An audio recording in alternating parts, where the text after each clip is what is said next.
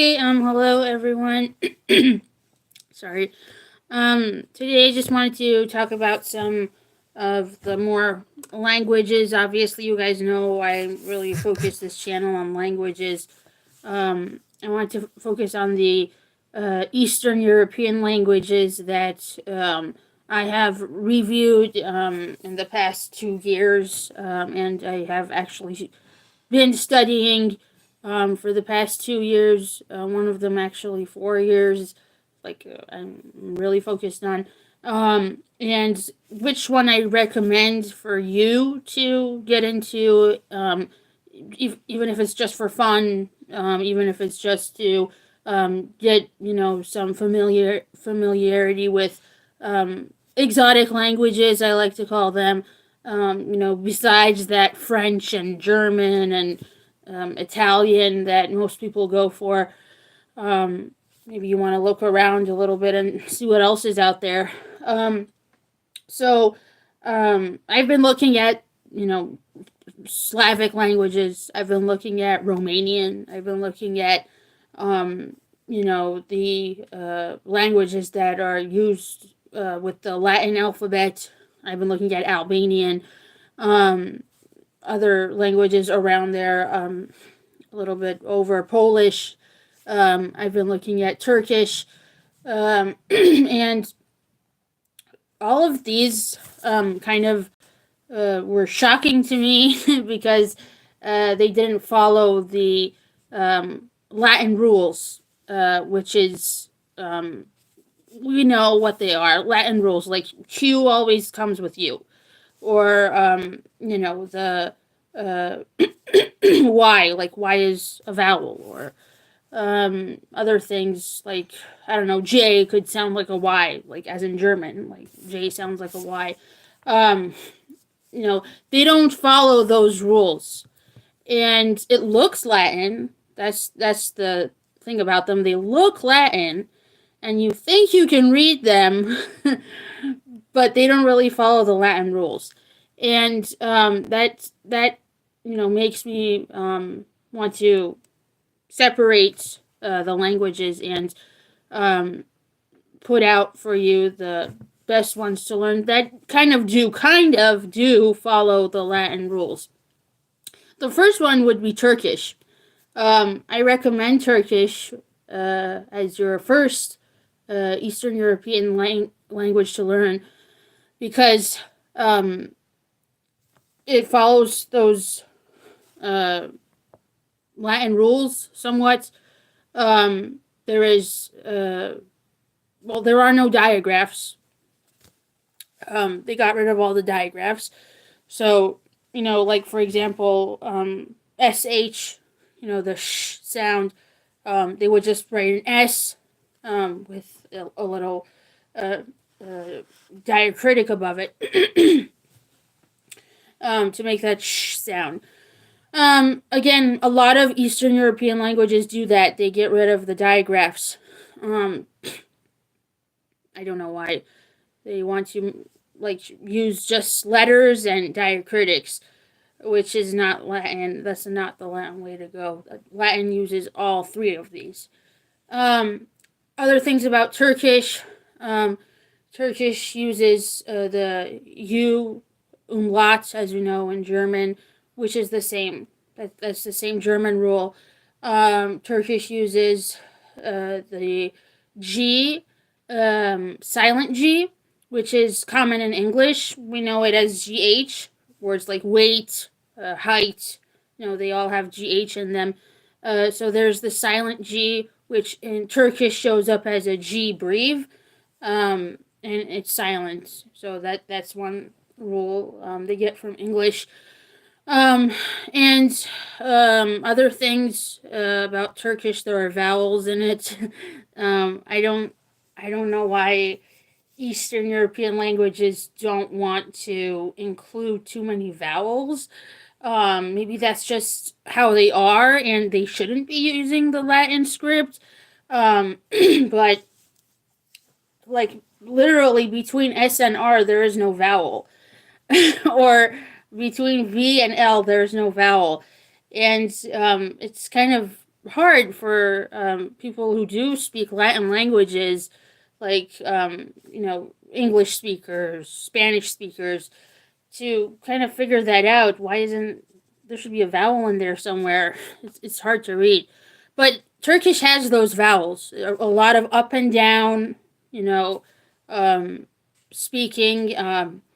A lot of A's, a lot of O umlaut, a lot of different, just different.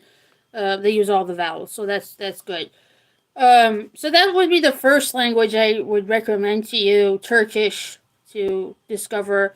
A lot of books out there, actually. There are a lot of books out there for Turkish, oddly. Um, the second language I would recommend is Albanian, only because it does use digraphs, and I think it's the only language on that side of Europe that uses digraphs. Um, for example, SH, TH, um, others, they have a DH to make that rough TH sound, whereas like the, that, there. So that's the differentiation for them. Um, Other words, they have like ZH, where it makes the zh sound, zh. Not common in English, but in French, I guess you can say they use that zh sound, like version, Persian. Um, so that digraph. Other things, uh, they get some influence from German. Like there are like German words in there, like Universität, literally university. Other words, they kind of have that you know vowel issue as well. They have that lack of vowels, but it's bearable. Like if you ignore that e umlaut, um, you can figure out where the vowels should be and where they shouldn't be. So Albanian has that issue as well with the vowels, but it's bearable. Another thing about Albanian, um, it again uses J just like in German. So there's that Latin rule. It uses um, like the ch sound. We have ch just like Italian without the H, which is again straight from the Italian. So that's bearable. Um, and so these two I would recommend. First Turkish, then Albanian. I looked at Polish. Um, Odd why you would use W and ignore the V.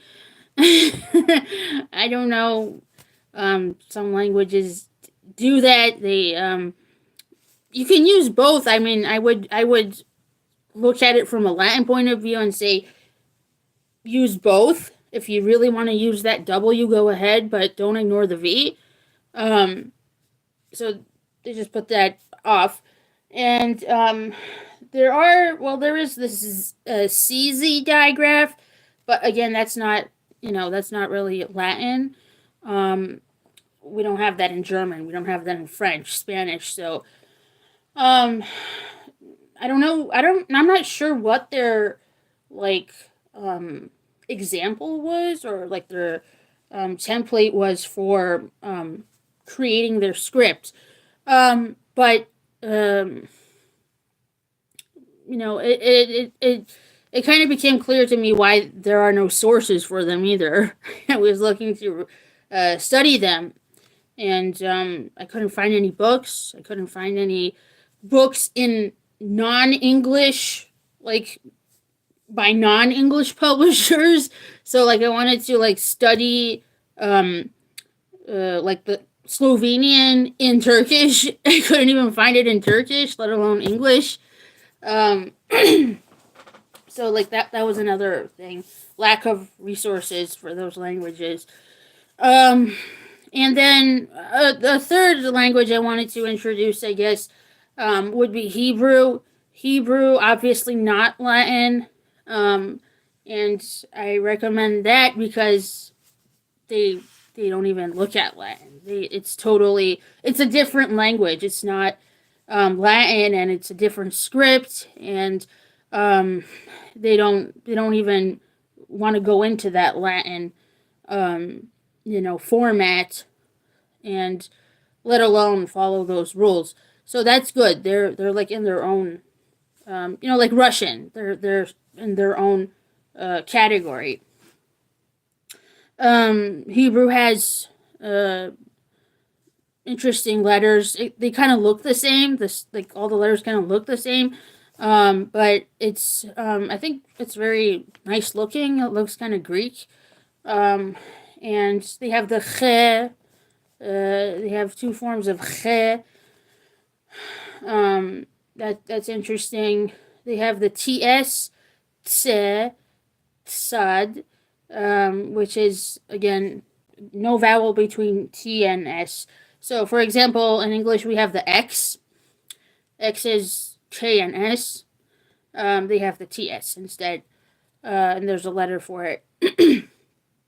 um, Other things about Hebrew: two letters cover all the vowels. Like you don't even have to worry about having six vowels like in English. Um, it's either ain or alif. Um, that covers your A, that covers your E, Y, O, U. You don't need to, like wonder, okay, should I write E? Should I write A? Am I writing, AI? Am I writing AY? Sometimes we have that issue in English, but in Hebrew, we don't have to worry about it. We only have to deal with two letters to write vowels. And other things, it's there's gender in it. I mean, if you don't want to deal with gender, you probably don't want to go for Hebrew. But there is good. There's a good rhythm to it. I think it also has that up and down feel like Turkish. And again, a different script. Maybe you want to learn a language that's in a different script, and that's interesting to you. So, why not more than these three? Well, obviously, I recommend the Cyrillic languages. I recommend Russian. That's totally fine because Russian is not Latin. Russian isn't trying to convert to Latin. But some of these languages, Serbian, like, they want to somehow convert to the Latin, and they're not doing right. So that just makes me worried to if you're not going to do it right, just then don't do it. Use your native script. Um, Use your Cyrillic script. So that's why I think these are the best. Obviously, these two have issues. Like I said, they kind of follow the rules of Latin.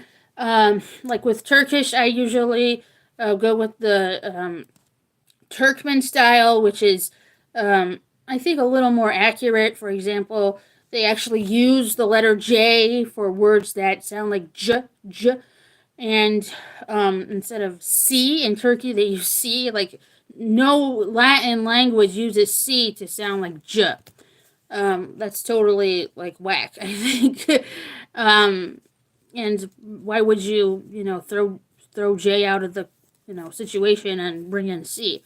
Um, so I use J. I go with the Turkmen way. Also, for example, um, Y with a diacritic makes the sound. In Turkey, they want to write I for the sound, and they get rid of the dot above I. Again, doesn't exist in any Latin language. Does not follow the rules, and so those are the issues even with those languages that I just recommended. But um, I like to go beyond the common languages and along the way fix them, even fix these issues we have, like with Polish, with Hungarian, like Slovenian, Latvian, some of these diacritics, I mean, they're not even placed in the right spot. For example, in Turkish, they use the C cedilla, which is common in French, to make the ch sound, and that's not what it means in Latin. In French, C cedilla means just C, like circle, like space, like C as an S. So not a good use of the diacritics either. That's my recommendation. That those are the languages I'm studying right now. Like they've chosen to get into, and why not? Why should we just study the usual Spanish, the usual Italian, and they're interesting. They could sound like hard because they're exotic, but they're actually easier than the typical languages like everyone learns, like Portuguese or French, whatever. So they sound hard, but they're not really hard. Yeah, so that's my recommendation to you. And just look out there for resources. I mean, there are not many resources for these exotic languages. I mean, you search Spanish, like a bunch of Spanish books come up, but you search like Hebrew. I mean, I think this is the only book I have for Hebrew. This is like from a series, and they did one in Hebrew, luckily. I don't really have another book for Hebrew. Online apps are good if you can find them. Other things, maybe you would have to use Google all the time. So yeah, that was my evaluation and recommendation for Eastern European languages. Turkish, Albanian, Hebrew.